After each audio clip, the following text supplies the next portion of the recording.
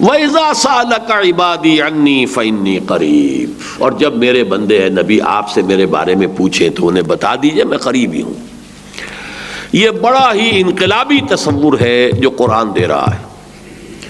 شرک کے جتنے نظام دنیا میں رہے ہیں اس کو نوٹ کر لیجئے کہ ان میں قدر مشترک ہے۔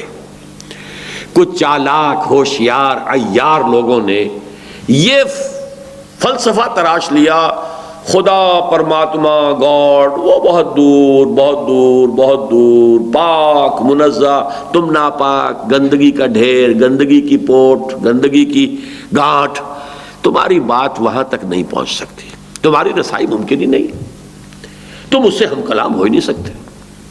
شوخ و گستاخ یہ پستی کے مکین کیسے ہیں؟ تم تو پستی کے مکین ہو۔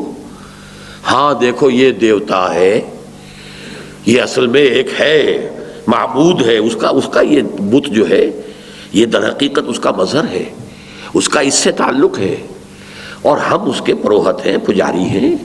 یہاں چڑھاوے چڑھاؤ، نذرانے پیش کرو، پھر تمہاری دعا قبول ہوگی، ہم دعا تمہاری پہنچا دیں گے۔ اور عجیب بات یہ ہے کہ یہ تمام الفاظ اکثر و بیشتر دنیا کی زبانوں میں پے سے بنے ہیں۔ پجاری، پروہت، پنڈت، پوپ، پادری، اور ہمارے ہاں بھی پیر۔ پیر کو نذرانے دو، پیر کی جو ہے خود خدمتیں کرو، پیر کو کھانے کھلاؤ، پیر راضی، بس بیڑا پار۔ وہ تو ہاتھ پکڑ کر لے جائے گا آپ کو، اس میں سے پل صراط پر سے گزار دے گا۔